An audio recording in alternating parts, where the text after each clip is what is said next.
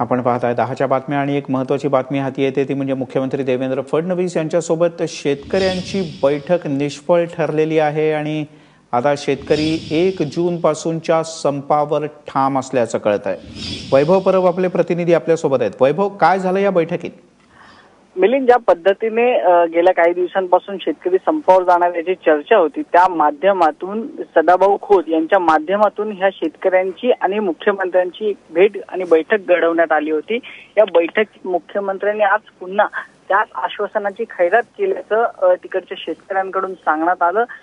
मुख्यमंत्र्यांनी दिलेले कुठलेही आश्वासन ठोस नसल्यामुळे आम्ही आमच्या संपावर ठाम असल्याचं किसान क्रांती मोर्चाचे सगळे जे समन्वय समितीचे सदस्य होते ते या बैठकीला उपस्थित आहेत, त्यांनी सांगितलं। आणि त्यामुळे 1 जूनला जो शेतकऱ्यांचा संप होणार आहे त्यावर आता शिक्कामोर्तब झालेला आहे। सदाभाऊ खोत यांच्याकडून मात्र वेगळीच बातमी आपल्याला पाहायला मिळते की ही चर्चा आहे ती सफल ठरल्याचं सदाभाऊ खोत यांच्याकडून एक प्रेस रिलीज जाहीर करण्यात आले। तर दुसरीकडे स्वतः शेतकरी वर्ग आहे तो मुख्यमंत्र्यांच्या बैठकीवर नाराज झालेला आपल्याला पाहायला मिळतोय। कुठेतरी शेतकऱ्यांमध्ये फूट पाडण्याचा प्रयत्न आहे तो सरकार करताना दिसत होता, परंतु शेतकऱ्यांनी एक मताने आणि एकमुखाने हा निर्णय घेतलेला आहे की 1 जूनचा जो शेतकरी यांचा संप आहे तो होणार म्हणजे होणार, असा एक भूमिका शेतकऱ्यांनी घेतलेली पाहायला मिळते। मिळेल वैभव, तुर्तास धन्यवाद या सगळ्या माहितीबद्दल।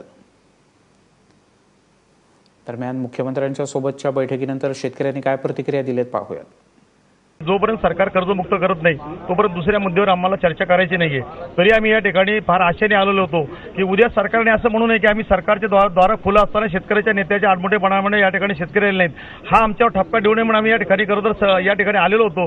परंतु आज मुख्यमंत्र्यांनी आमची पूर्ण निराशा केलेली आहे। कर्जमुक्तीसाठी आम्ही सकारात्मक आहोत, फक्त या सातत्याने आम्हाला ते सांगत होते, पण ठोस पावलं या ठिकाणी निर्णय काही घेतलेला नाही। त्यामुळे मी 31 तारखेलाच आम्ही 1 तारखे 31च्या रात्रीपासून आम्ही संपवण्याचा निर्णय या ठिकाणी आमचा ठाम झालेला आहे। गावोगावी असेल, तालुक्याच्या ठिकाणी असेल किंवा जिल्ह्यावाईज आम्ही त्या ठिकाणी आमच्या वेगवेगळ्या कमिटीज आहे, लोक बाकीचे खूप शेतकरी याच्यामध्ये काम करत आहेत आणि 1 जून पासून जे आहेत ते कुठलाही शेतकरी दूध किंवा भाजीपाला विक्रीला नेणार नाही आणि या पद्धतीने सगळ्या सूचना चालू आहे, मागे कामही चालू आहे।